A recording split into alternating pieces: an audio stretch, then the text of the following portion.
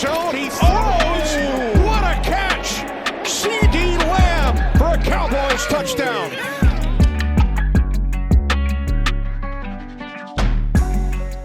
Welcome to the 4th episode of Gridiron Elite. Today we'll be talking about the coaching changes, picks for the Super Bowl, and pending free agents.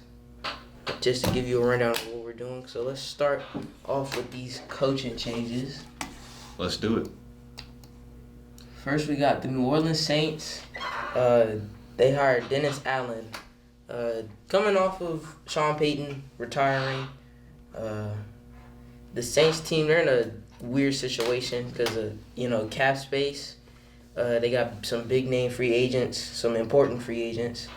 Marcus Williams, free safety. Alvin Kamara had an incident in Las Vegas, and you got Michael Thomas, who was injured all year. So it's a good signing overall, but I feel like as a first-year head coach, he's in a bad situation. All right, so my intake on this situation is they are in pretty bad cap space. Last year, we were like, oh, this next offseason, they won't be able to do any of this, but they did. They somehow did. I think they should be in a spot of winning right now, especially winning their conference. There's not much competition. I think this was the wrong hire, but it's not that bad. I think they should have hired an offensive-minded coach, build around Jameis Winston, go ahead and draft one of those receivers, maybe Garrett Wilson at Ohio State. Re-sign your tackles, Tyrann Armstead and Ryan Ramczyk, but yeah, what I gotta say. Moving on to the next head coach in my notes, who was it for the Dolphins? Jacksonville, Doug Peterson, former Eagles head coach, who went out in sort of a bad way. That it was a game that could have put them in the playoffs, but he pulled Jalen Hurts at the end of the game, and it wasn't a far game. They could have won that game, and people had some things to say, and then the next day he was fired. He hadn't had a job, but today he has a job with the Jacksonville Jaguars, who just fired Urban Meyer, who I thought was going to be a pretty good NFL head coach, but as we saw how the Cards played out, that was indeed not the case. Yeah, I don't know how to feel about this one. Maybe because we haven't seen him since last year. They did the same thing with Urban, but it was longer. Doug Peterson obviously won a Super Bowl against Brady. Nick Foles had one of the best quarterback appearances of all time in the Super Bowl. I believe like a 92 PFF rating. But, we're just going to have to wait for this one. We don't really know. Yeah, I think only time will tell with this one. Same thing with the Urban Meyer hire.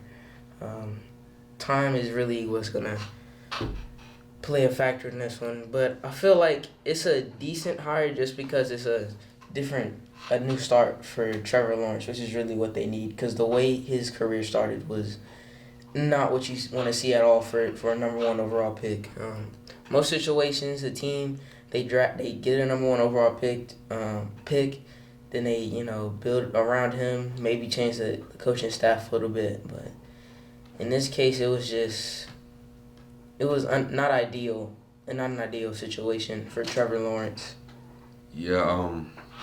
One last thing to add to this, I don't think it was really much his fault. Trevor Lawrence, he's just in a really bad situation. He did make good plays at times whenever he had the chance to. Even when he didn't, he did his best. But I just feel like this Jags team as a whole needs a restart. Since 2017, it's just been bad. They had that one season and it just fell off the face of the earth. But the receivers led the league in drops. They have a lot of young talent, Laviska Shenault, who I feel like is going to step into a number 1 receiver role next year. He plays more of a Debo role on this team, but I feel like if you put him as your number 1 receiver, he will put up big numbers for your team. So if you're doing fantasy, you might want to look out for that next year. Moving on to the next the next team who hired Miami Dolphins hiring 49ers offensive coordinator Mike McDaniel. This is a hire I kind of like, to be honest. He 1 year as the OC in San Francisco. Very creative. A lot of these younger offensive coordinators, offensive minds are really, really smart. We saw his creativity using Debo as a running back, using him as a slot, using him as a wideout. Also, time will tell on this one. I don't think firing Brian Flores was the right move, but I mean, you got to hire somebody now. So. Seems like they combated it with a good hire. I feel like I like this hire since, Tua, he got some backlash these last 2 years for the amount of turnovers. But I feel like the first year shouldn't really count because they put him in and then took him out after like 3 bad games. And I think that just hit him in a place where it shouldn't have. I just feel like they shouldn't have did that. They should have let him develop as a quarterback. But this year, kind of the same thing happened. They never took him out, but he got a lot of backlash for some of the turnovers he would commit. But I feel like it's just it's an offensive mind. It's gonna help Tua, try and move the ball down the field more. Because we saw Jalen Waddle broke a reception record, and when you look at it on as a first time, it's like, oh, he broke a record. That's sick. But Jalen Waddle shouldn't really be breaking the reception record, in my opinion. He should be breaking more of rookie receiving yards and other than receptions, over 102. Jalen Waddle, I don't think he participated in the pro day, the 40 at the pro day, nor the draft, but the combine. But I feel like he runs somewhere in the 4.3 range.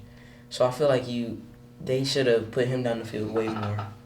Mm-hmm. I don't know if they don't believe in Tua's arm or previously, because apparently they said they didn't believe Brian Flores wanted Tua or didn't believe in him. They wanted Watson, but yeah, we did hear some rumors last year with Tua and Deshaun Watson trade packages, but it never happened.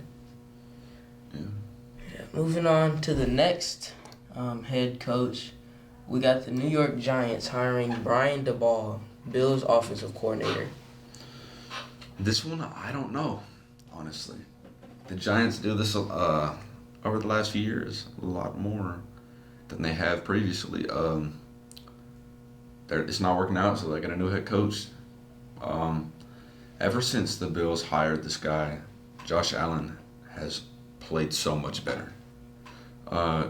We've just seen ridiculous amount of less turnovers, I believe. 21 interceptions in 2 years and 30 touchdowns. And ever since then, he's just been elite. So he took the words right out of my mouth.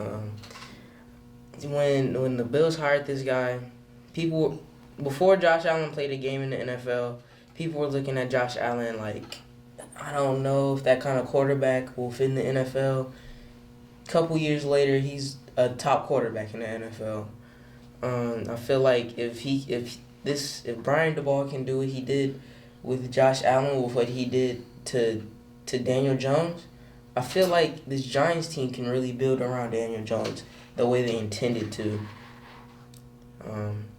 No, I don't have much to say because he took the words right out of my mouth, but I feel like it's a decent hire. We'll have to see how the defense plays out though.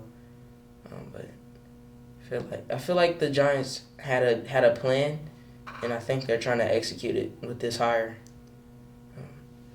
But now we will move on to the Bears head coach hire in Matt Eberflus, Colts defensive coordinator. I think the Bears' defense has got a lot worse over the years than it was in about 2018 because they've lost key pieces due to them getting old or just free agency, trading. But I don't think you hire a defensive coordinator. I think you build around Justin Fields that you drafted last year. You look in the pocket when he's not getting ran at because Jason Peters is breaking a leg on the side or something like that. Like this 40-year-old man trying to block for me, he's not doing anything. That O-line, you got to get somebody. You saw what Justin Fields could do when he had 3 seconds. Like during the preseason. And against the Lions and a lot in that Lions game at Soldier Field. So I think you get an OC here, but I mean it's not the worst thing you could do. But, I feel like I'm the biggest Justin Field advocate. When people started saying Zach Wilson was number 2 in that class, I was just like, no.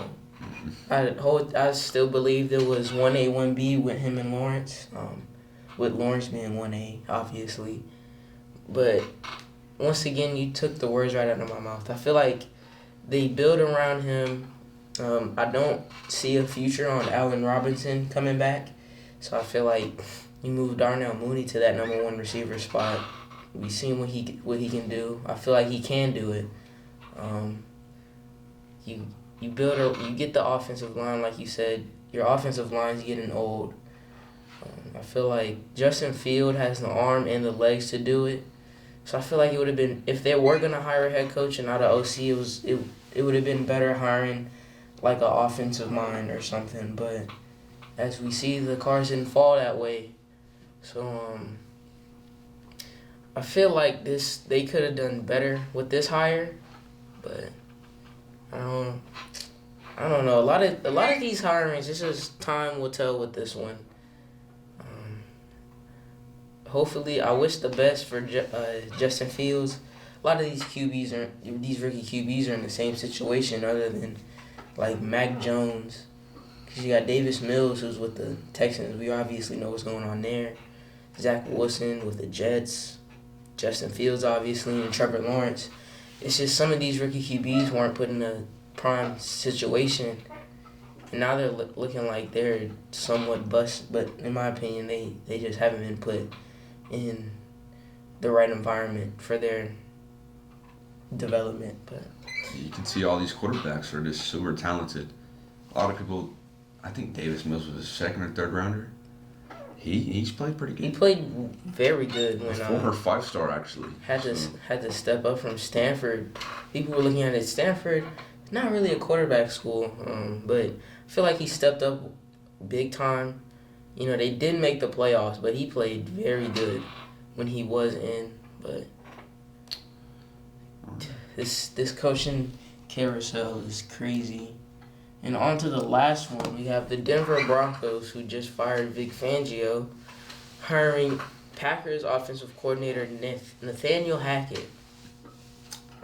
This one, I think they just said, all right, I'm gonna go to Lambeau. I'm gonna go talk to every coach, and I'm gonna see who the best one is, and who Rodgers is compatible with. I think they really just want Rodgers. Yeah, I feel like as a whole, this is just a brand new Broncos team. They sold the team earlier, like a couple weeks ago, if I'm not mistaken. A new head coach. I don't know about their coordinators and specific position coaches, but I think this is about to be a new start for the Broncos.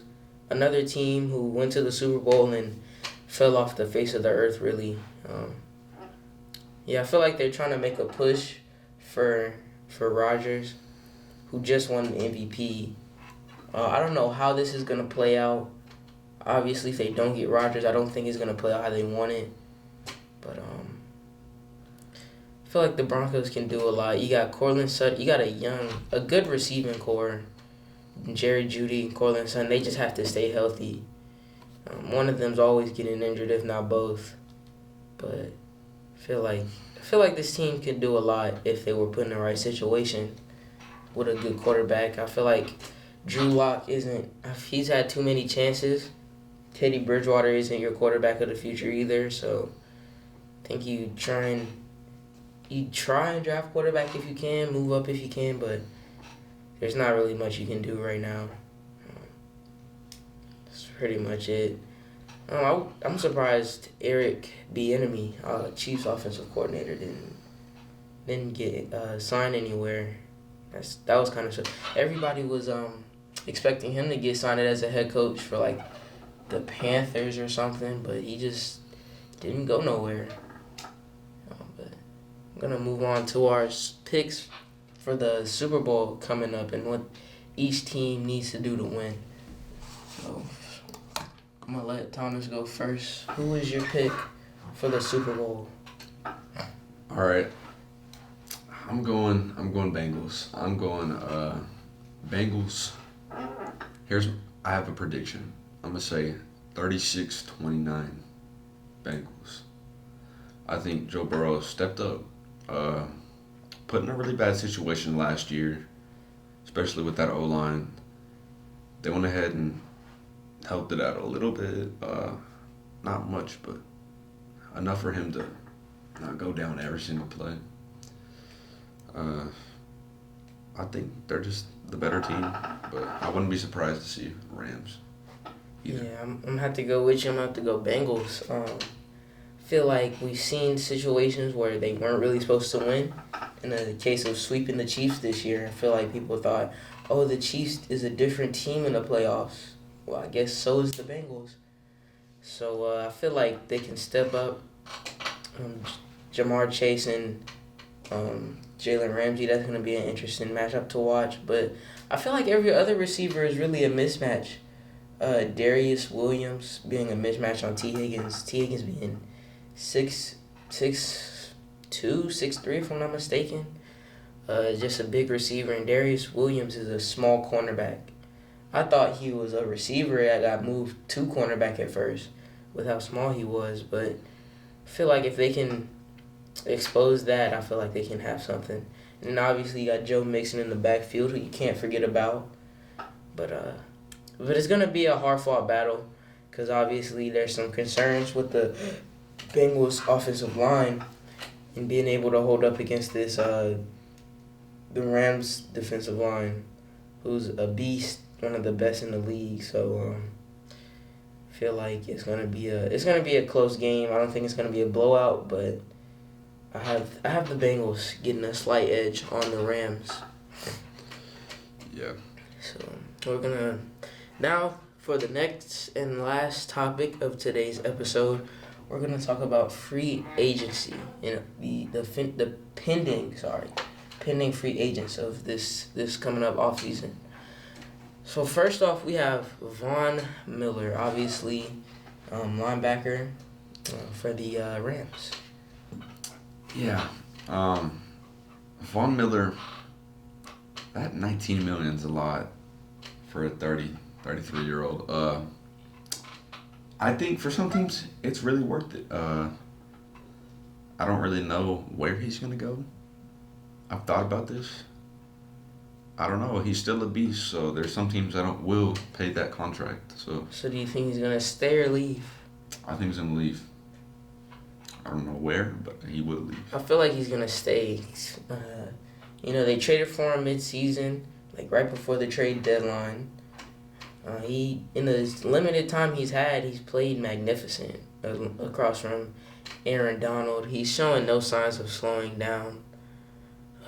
I feel like at least 2 more years on a contract, 2-year extension, maybe the same amount of money. I don't know.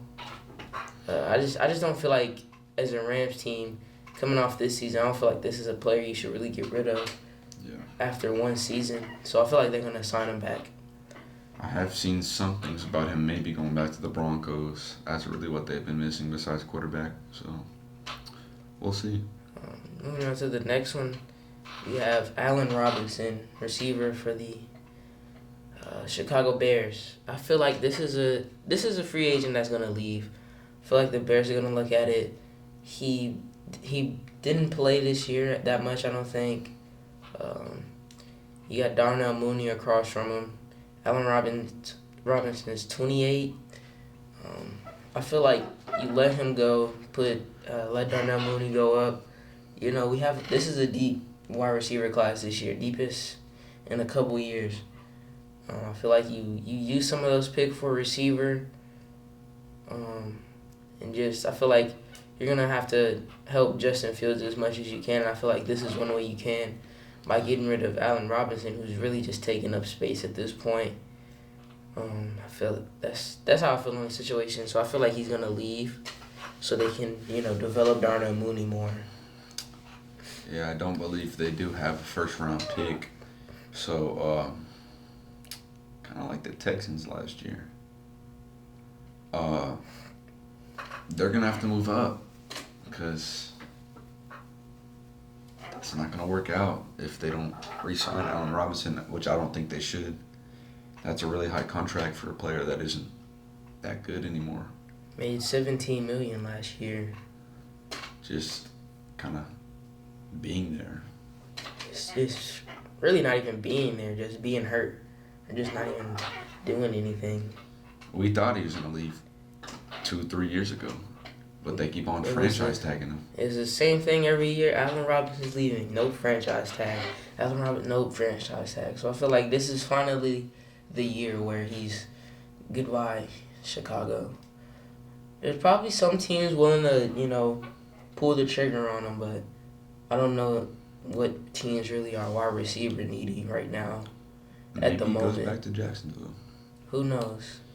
We'll see. They have a lot of money to spend. Yeah, and they have the number one overall pick. So the next one is Chandler Jones, linebacker for Arizona. I feel like this is another one that stays. Yeah, I think so too. I feel like he's important to that.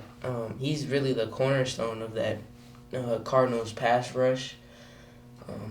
I feel like you don't let him just walk. You try and do the best you can, and if it's too much, not enough for him, and too much for you, that's when you let him walk. But I feel like if y'all can come to terms with it, y'all keep him for a couple years. He's 31. He's not that old, but he's getting there. So I feel like same situation with Von Miller, 2 to 3 year extension, and then maybe in the future trade him, but who knows? Maybe he might. I feel like they could let him walk, but I feel like it would hurt them in the long run. But they have Zaven Collins, rookie linebacker, but he didn't play that much this year. That I can see, he didn't make much of an impact as the rest of this rookie class did. So. Yeah, I think he's staying. It just makes sense. He's a veteran. He's been there a long time. He was in New England before, but they didn't re-sign him. The Cardinals will re-sign him, I think. Yeah.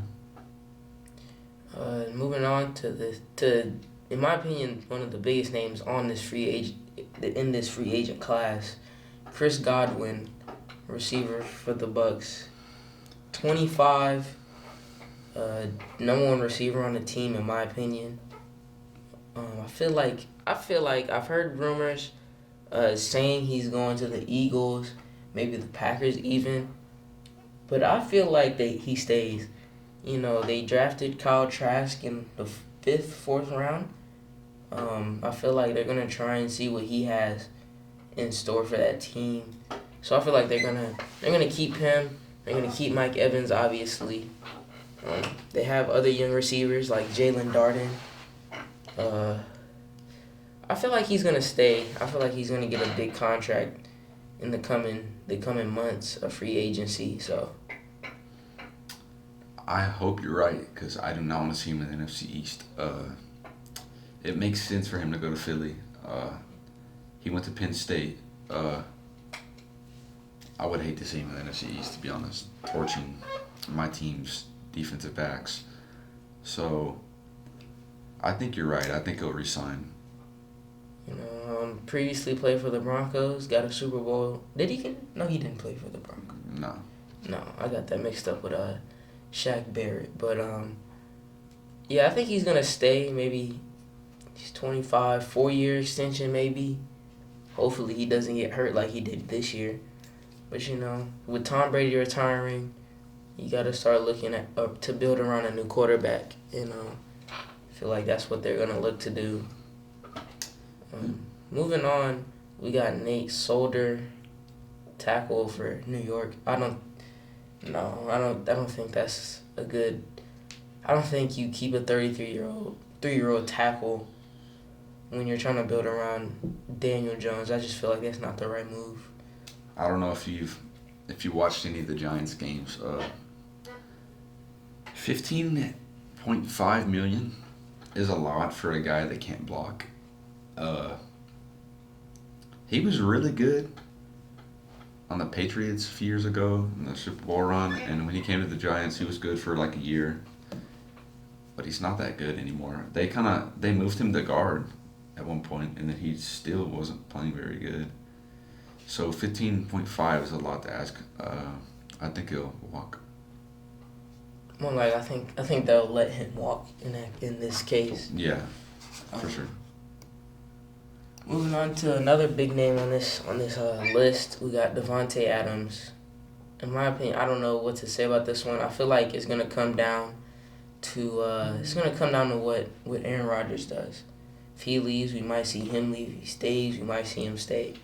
So I feel like if you can try and make a deal with him like ASAP, like right now, he's 29. He hasn't had a Super Bowl, I don't think. I feel like he's disappointed, kind of frustrated with how these past couple of seasons have went, with the Packers being the number 1 seed multiple times, and then getting kind of disappointed in later rounds, like the NFC Championship, which is an ongoing joke with the Packers. But I feel like he stays, in my opinion. Honestly, I think it comes down to A-Rod too. Aaron Rodgers if he stays, I think Adams stays. If Rodgers leaves, I think he's going to Las Vegas, to be honest. It just makes sense. Him and Derek Carr played together at Fresno State, so The chemistry's there. yeah, and they're like best friends. So. To this day in the NFL on different teams. Moving on to the next name, we have Tyrann Mathieu. Free safety for the Chiefs. We all know who this is. I feel like he stays. That's a no-brainer. He's like the number 1 safety on the team. I feel like he should be your number 1 focus to keep him. I feel like in coming years the cap space is about to get kind of shaky. So I feel like you go ahead and re-sign Mathieu right now. And then you obviously don't have a bad team, so you don't have to go into free agency hoping you have enough cap space to make that big name signing like for Trent Williams or something like that. But I feel like he stays. Yeah, he needs to start playing as good as he was in the past few years, because in the playoffs we said that one safety, I forgot his name. Daniel Sorensen. Sorensen was getting torched. Mathieu is starting to get torched too. Needs to play good so he can get his money. But he'll most likely stay, I believe. Next on the list is, in my opinion, a very important free agency decision here. Cam Robinson, tackle for the Jacksonville Jaguars. I feel like he stays just for the simple fact you want linemen around Trevor Lawrence to give him time, because that's obviously what he didn't have this year. He's 20, what does it say? He's 26. He made $13.7 million last year. So I feel like you give him the same amount of money, if not more. I feel like you just do not whatever you can, but do at least enough to try and get him back. It's kind of shaky to start off his career, but ever since then he's been playing pretty good. I think you re-sign him here. It's pretty simple. Pretty self-explanatory. Yeah. Moving on to the next one, we have Stefan Gilmore, cornerback for the Carolina Panthers.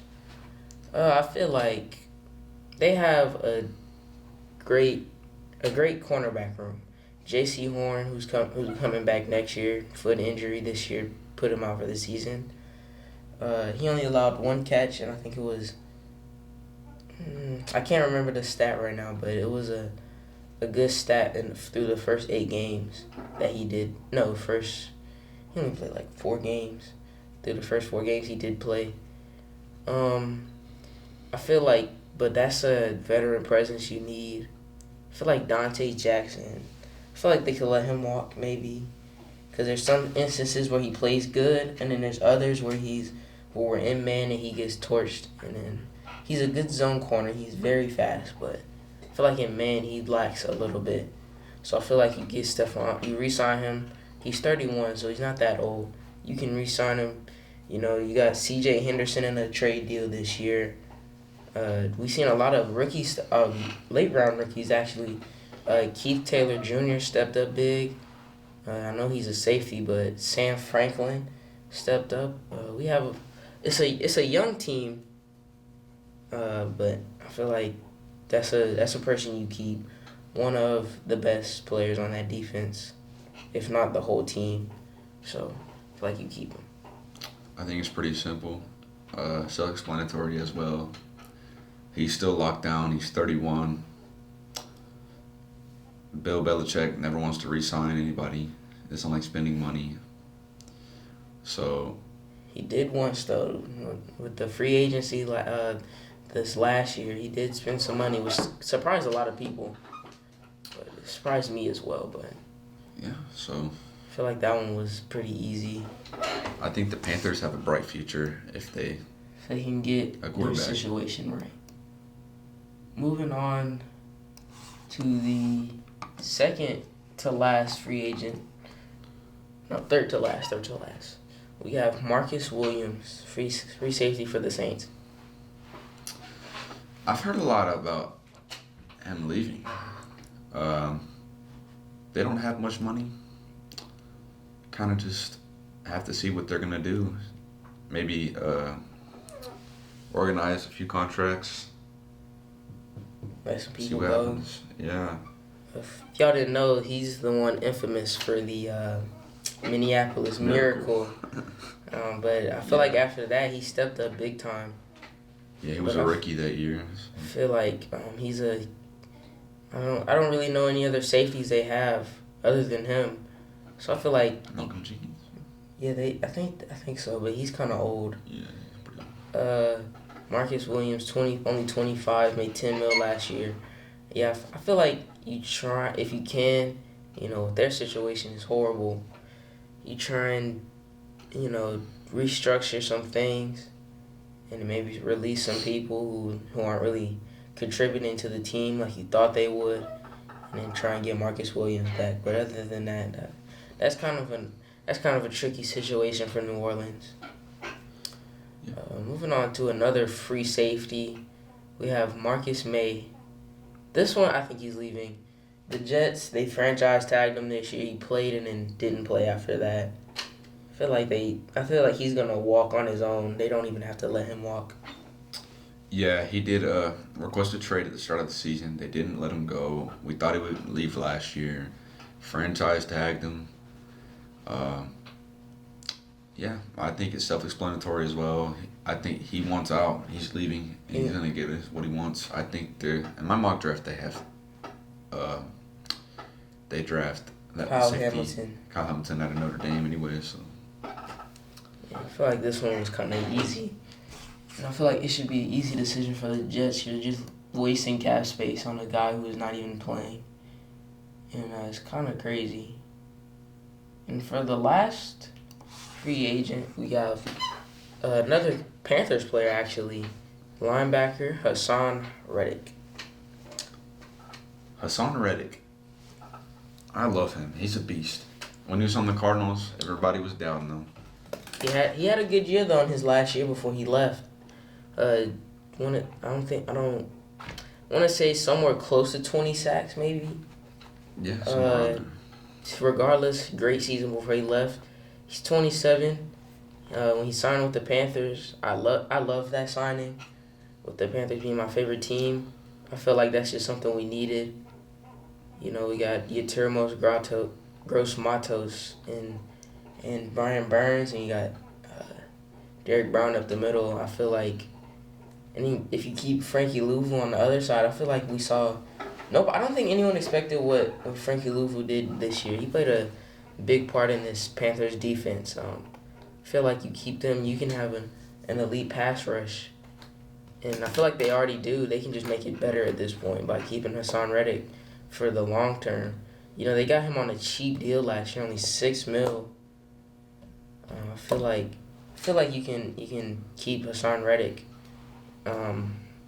You have the cap space for it, but if it came down to it, I've seen a lot of people saying, well, what if you could only sign one, like you couldn't sign Stefan Gilmore and Hassan Reddick? Me personally, I'm going Hassan Reddick.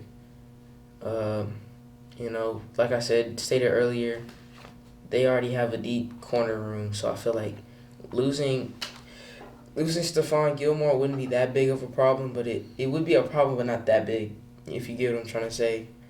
But yeah, I think you keep him. Yeah, I'm a Cowboys fan. Houston is a Panthers fan. Watching that game, wow. How is Hassan Reddick in the backfield every play before I can even, watch the TV? Blink of an eye, he hit a swim move and he's already back there. I was like, how is a $6 million player in the backfield every single play? That was a very cheap. That was a. I gotta give y'all that. Steal. I gotta give y'all that. I don't think anyone expected that. That's ridiculous. He's a beast.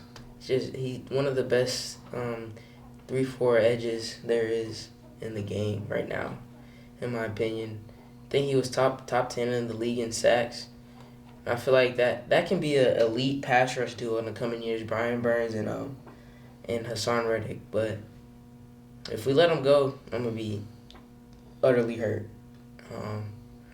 I don't think I can say the same about Stefan Gilmore. I feel like they're gonna keep him just because he's from Rock Hill, South Carolina. But you know, if we let him go, it's gonna hurt. But that was the last free agent we really had to talk about today. That was really the last big name free agent on this list. But yeah, that's the end of this episode of Gridiron Elite. We'll see y'all next week. It's gonna be an interesting Super Bowl. Stay watching the Super Bowl. I don't know if you watched the NFL Honors last night, but you know, a lot of obvious choices for these awards. Cooper Kupp, OPOY, TJ Watt, you know, tying the sack record, Defensive Player of the Year, comeback Joe Burrow, Offensive Rookie, Jamar Chase, Defensive Rookie Michael Parsons, which you told me before we started recording, the only unanimous Defensive Rookie ever, which is crazy. I think, and that's really it. Aaron Rodgers winning MVP back-to-back years. And yeah, that's about it. That recap. That's the end of this episode. We'll see y'all next week. We have fun.